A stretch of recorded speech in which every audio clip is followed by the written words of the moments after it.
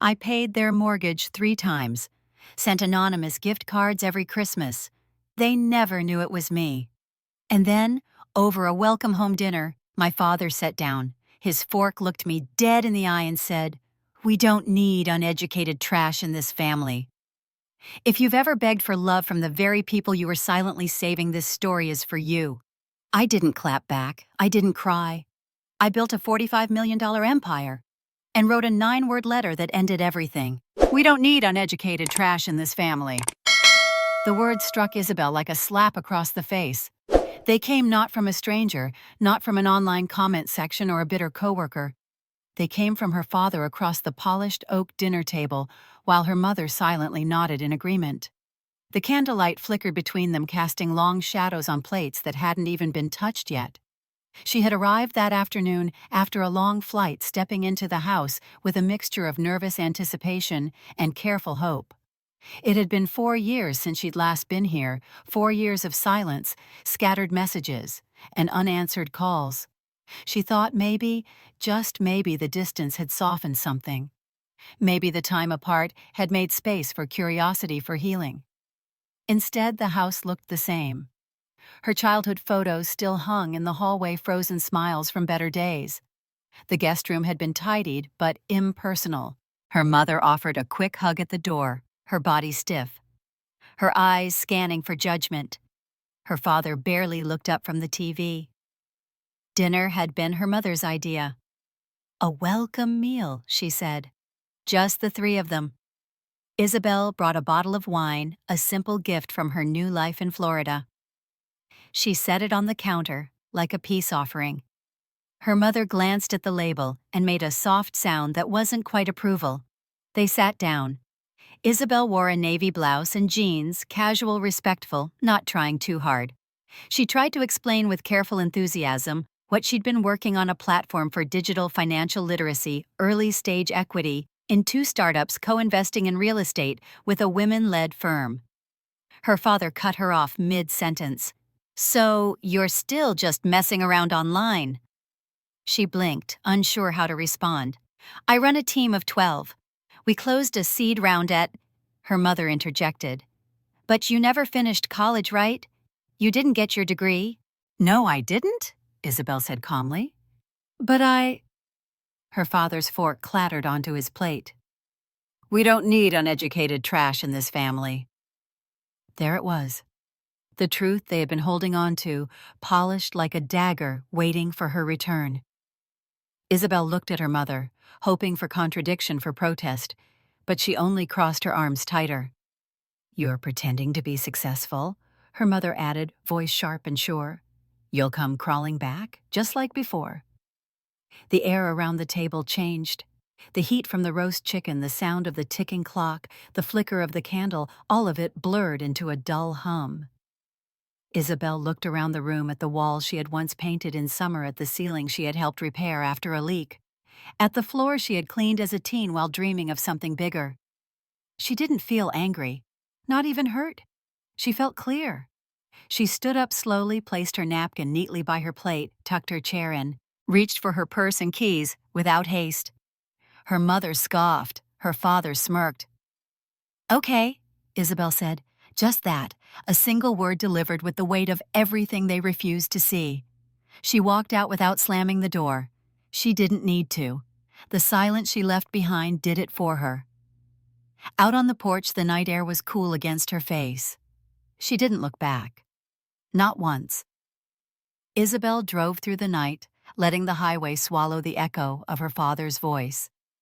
Hours later, as the Florida skyline emerged in the distance, so did a different voice, her own, younger, uncertain, asking her father if he would come to her middle school award ceremony. "Coding club, isn't that for boys?" he had replied, eyes on his phone. She remembered standing on the auditorium stage that night, clutching her certificate, scanning the rows for familiar faces. They never came. No call, no apology, just silence. She had walked home in the dark. Even then, she had made excuses for them. Back in her apartment, Isabel opened a drawer in her office. Inside were envelopes, records of the bills she had paid for them over the years. A mortgage payment they Mysteriously found cleared. A car loan that somehow disappeared. Anonymous gift cards at Christmas signed a friend. Her mother once said it must have been her sister, the good one. Isabel never corrected her. There didn't seem to be a point. She thought of the birthday box she mailed 2 years ago. A care package filled with items her father used to love. His favorite jerky, a signed baseball card, the cologne he wore when she was little. It came back marked, "Return to sender." Isabel placed the envelopes back and closed the drawer. It wasn't bitterness that filled her. It was clarity. She had spent years trying to buy her way into a place at their table, a seat she now knew had never truly existed for her. Unless she fit their version of success degree, in-hand corporate job, the predictable path, she was always going to be the outlier. The misfit. She had tried to love them the way she wished they loved her consistently, without conditions. But for them, love came with caveats, with strings, with the need to obey, to conform. She stepped onto her balcony, the ocean dark and wide in front of her. In that vastness, Isabel let the realization settle. She was never going to be one of them. And maybe, just maybe, that was her greatest freedom. Florida greeted her not with fanfare, but with a quiet kind of welcome, the type that doesn't ask questions. The ocean was the only one who knew her whole story, and it never judged. The villa she lived in now was all glass and sand-colored stone, tucked along the coastline like a secret. No shared name on the deed. No one else's toothbrush in the holder. Just Isabel and the hum of the tide coming in. Here life moved differently. She worked from the kind of cafes that served oat milk without you needing to ask. Her days were filled with Zoom meetings, some with venture capitalists, others with women pitching startups built out of pain grit and spreadsheets. Isabel didn't just listen. She invested. She had become what her ex-husband once mocked, a woman who thinks she can do it all. Turns out she could. She did. Isabel had lovers occasionally. She had friends, some close, some carefully held at arm's length. What she didn't have, what she never invited in, was pity. She carried herself like someone who'd already buried the past and planted something better in its place. But underneath the sleek outfits and perfect posture, there was silence. A stillness that kept her past locked tight. She didn't speak about the year she lost herself. The therapist who told her it wasn't her fault. The first time she slept through the night without checking the locks twice. Those chapters belonged only to her. Until the email. It was a Thursday. She had just returned from a founders' roundtable, a latte in hand, and plans to review a pitch deck from a maternity care startup in Nigeria. She nearly ignored the email subject line, "Isabel, it's urgent." It looked like spam. But the sender was her mother. Isabel hadn't heard from her parents in almost 2 years. Not since they'd accused her of overreacting, of destroying a marriage most women would kill for. They had chosen to side with appearances over truth. Reputation over their daughter. They hadn't been cruel, they had been worse. Distant. Disappointed. The message was short. "We're in trouble. Your father made a bad investment. It was a scheme. We lost the house, the retirement account, everything. We're staying with friends for now. If you could help, just for a little while." There was no apology, no mention of her divorce, no acknowledgement of the silence between them. Just need. Raw and unvarnished. Isabel stared at the screen. The same woman who once begged her parents to believe her. Who had packed a single suitcase and driven across 3 states while her mother texted her articles about how marriage takes work. The same daughter who once asked just once if she could come home for a while and was told, "You made your bed." Now they were asking if they could lie in hers. She didn't respond, not right away. Instead, she closed her laptop, walked to the balcony, and sat with the ocean for a while. The sea didn't ask her to forgive. It didn't tell her what a good daughter would do. It just kept moving, just like she had. And Isabel realized something as the wind brushed her cheek. She didn't need revenge. She didn't need reconciliation either. What she had now was rarer than both. She had her own name on the mailbox. She had her own house by the sea. and she didn't need anyone's permission to decide what came next. The kettle clicked off just as the sky began its shift from bruised lavender to soft gold. Morning came like it always did, without permission, without pause. Isabel moved through her kitchen barefoot, the marble cool beneath her skin, the air thick with the scent of cinnamon and cardamom. She poured her coffee, stirred in oat milk, and let the silence stretch. Her phone was face down, untouched. She knew what it would say. She had felt it the night before, like static in the air. A certain kind of desperation always left a trace. And when she finally flipped it over, she wasn't surprised. 16 missed calls. One message: "Please, we need your help." It didn't say who it was from, but it didn't need to. Isabel placed the phone back on the counter and carried her coffee to the balcony. The sea was rising in light now, gentle waves threading gold into blue. Somewhere in Dubai, a woman was preparing for her pitch, a postpartum care platform for immigrant workers. Isabel had promised to review the deck by noon. She pulled it up on her laptop and began to read. But even as she read through the founder's traction numbers and vision for mobile doulas, her mind tugged elsewhere to a memory she thought she'd buried deep enough. She was 14. Her team had just placed second in a regional science competition. Not first, second. The auditorium still smelled like old carpet and spray glue from the trifold boards. Her fingers were stained with ink, her name printed in neat block letters on a ribbon pinned to her jacket. She found her mother standing near the exit, arms crossed, lips pressed into a line. "I got second," Isabel said, breathless, holding out the ribbon. Her mother nodded. Cool, measured. "I saw." Isabel leaned in, almost thinking she might get a hug. But instead her mother stepped back. Just slightly. Enough to freeze the air between them. "You're smart," she said, her voice calm, "but you haven't done anything worth being proud of yet." The words landed like frost on fresh grass. Quiet, cold final. Isabel remembered the silence on the ride home. The way she'd clutched that ribbon in her pocket, letting the corners dig into her palm. That moment stayed with her longer than it should have. Longer than her mother would ever admit. And now, all these years later, they were calling her, 16 times. "Please, we need your help." She didn't scream, she didn't cry, she didn't even text back. She simply added oat milk to her coffee and returned to the pitch deck. Highlighted a section about user onboarding, left a comment about cultural sensitivity in UX design. Outside, the sun lifted higher. Isabel breathed in deeply, steady, rooted. She wasn't 14 anymore. She didn't need to beg for a ribbon or a hug. She was the woman people called when they had nowhere else to go, and that didn't mean she had to answer. They came to the building, not with warmth or remorse, not with flowers or an apology or any trace of the girl they once refused to understand. Just two figures smaller now than she remembered, standing outside her beachfront condominium, framed by the camera's grainy surveillance feed. Isabel watched from her kitchen, coffee in one hand, silence in the other. The screen flickered, catching the wind, lifting her father's collar, her mother adjusting a scarf with trembling hands. But Isabel didn't flinch. There was no anger, no rage, no bitter monologue rising in her chest, just distance, clean and unmovable. She turned down the volume and studied them the way she might study a new founder, pitching an app with zero market research, with detached curiosity and the quiet knowledge that some people had no idea who they were talking to.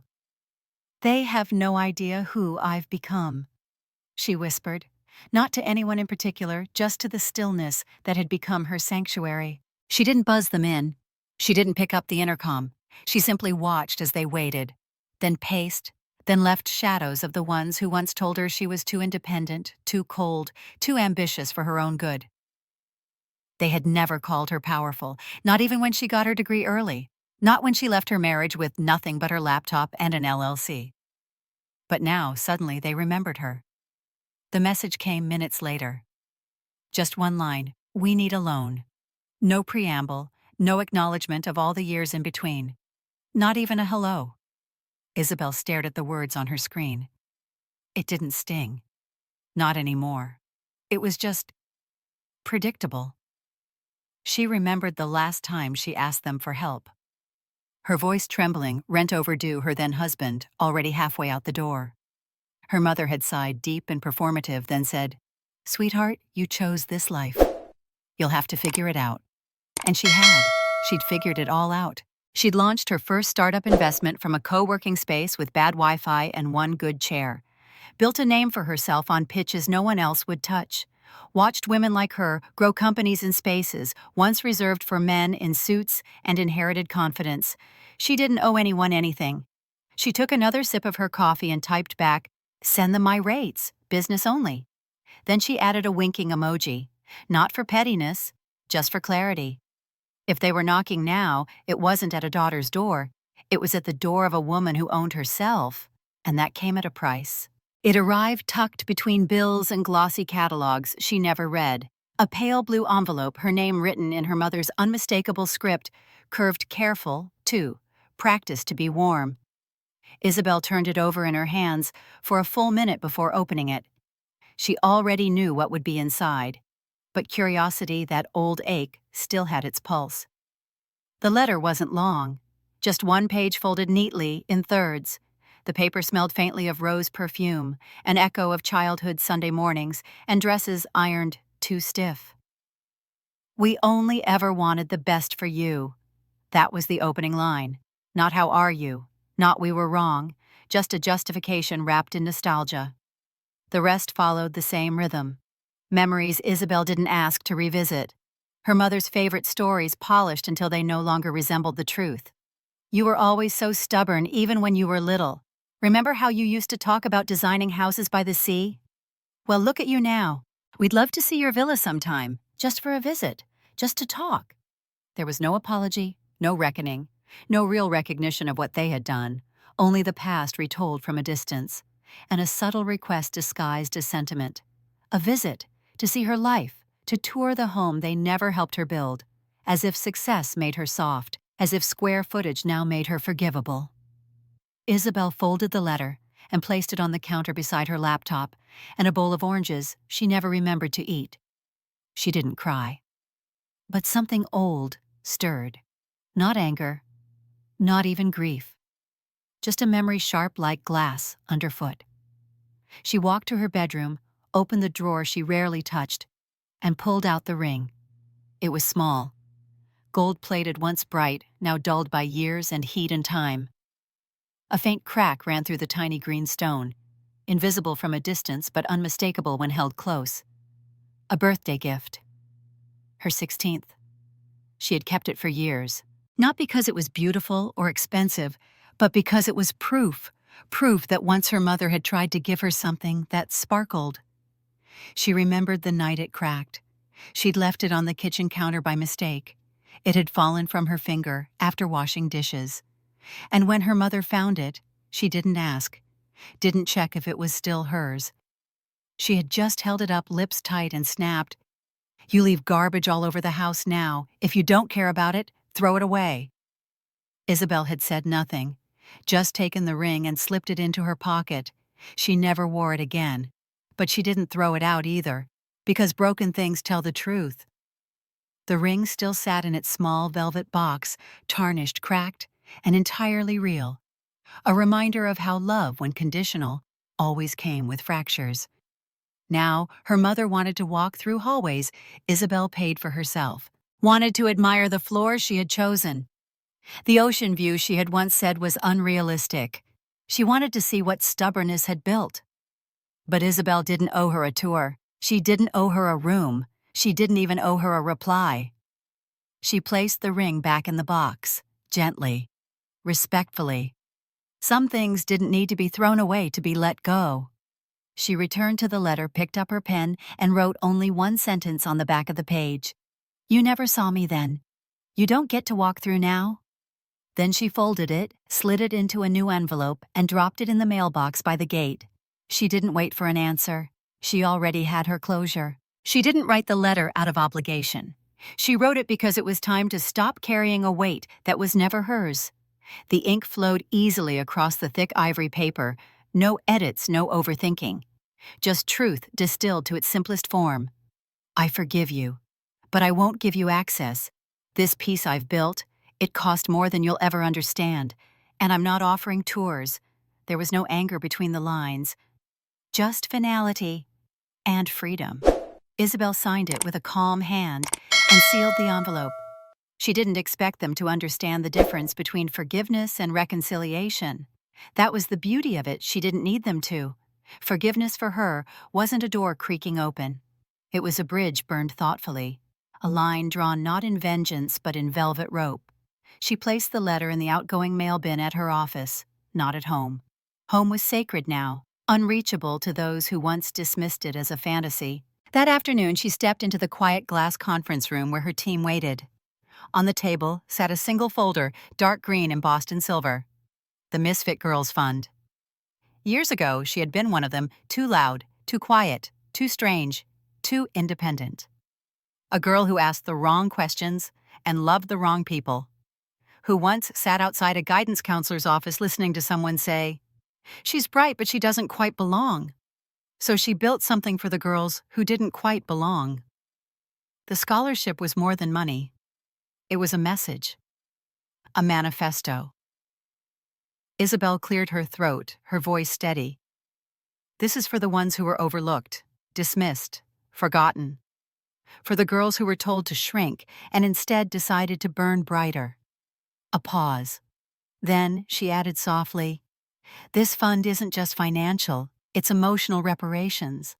It's a reminder that just because they left you behind doesn't mean you weren't worth staying for." Her team nodded, some with tears in their eyes. Others already planning outreach programs, university partnerships, mental health, mentorships. Later that week, the story broke. It started with a feature in Fortune, a quiet piece about female founders funding the next generation. But it didn't stay quiet. 2 days later, Forbes called. And by the end of the month, Isabel was on the cover. She stood in a clean cream suit, barefoot on the deck of her villa, the sea glowing behind her. No diamonds, no borrowed time, just her unapologetic, undefeated. The quote beneath her photo read, "Built from silence. Stands on clarity." It was hers. She'd said it offhandedly during the interview, not thinking it would land. But it did. Because women like her, those who had once begged for space, for safety, for softness, they knew exactly what those 6 words meant. She built her empire quietly, not to prove anyone wrong, but to prove herself right. Forgiveness didn't mean forgetting. It didn't mean inviting the ghosts back in. It meant drawing the line and then walking past it. The dinner was small by design. 10 seats, 1 long table, candles flickering between glasses of rosé and shared laughter. Isabel sat at the head, not to claim power, but to witness it. Every woman around the table had built something from nothing. Startups, books, charities, boundaries. But one guest in particular stood out. Alex. Years ago, Isabel's parents had forbidden her from seeing Alex. She had been the girl with sharp opinions and no patience for pretense. A bad influence, her mother had called her, right after reading Isabel's texts in secret. They'd torn the 2 girls apart with rules and silence. And now, here she was, the lead investor in Isabel's latest venture. Alex arrived late but radiant, dressed in soft navy silk, her laughter still exactly as Isabel remembered. She hugged her like no time had passed and leaned in to whisper, "They said I'd ruin your future. Turns out I was funding it." The entire room laughed, but Isabel blinked back something softer than pride. Forgiveness was a thread she had learned to stitch carefully, but reunion was something else. This wasn't a rewrite. This was a full-circle return. The night went on marked by slow courses and warmer stories. A toast came near dessert, unexpected but perfect. To women, Alex said, standing with her glass raised, who rose when no one watched, who rebuilt in silence, who never needed a stage to own their power. Glasses clinked, and Isabel nodded, not as a leader, but as one of them. She felt it in her chest, that rare private satisfaction that no applause could offer belonging. Later, while clearing plates and pouring more wine, a guest leaned in and asked gently, "If your parents asked to come back, what would you say?" The question wasn't cruel, just honest, curious. Isabel smiled, slow and unbothered. "I've already forgiven them," she said. "But I don't have space anymore for people who never saw me in the first place." She didn't mean it in bitterness. She meant it as fact. Her life now was full of women who showed up without condition, of work that mattered, of joy that didn't need to be explained or translated. There was no more room in the house, not because she was closing doors, but because the rooms had been filled. With love, with intention, with people who never asked her to shrink. Some doors close with rage. Hers had closed with grace. And once a room is truly lived in, you don't need to keep saving space for the ones who walked away before the walls were even built.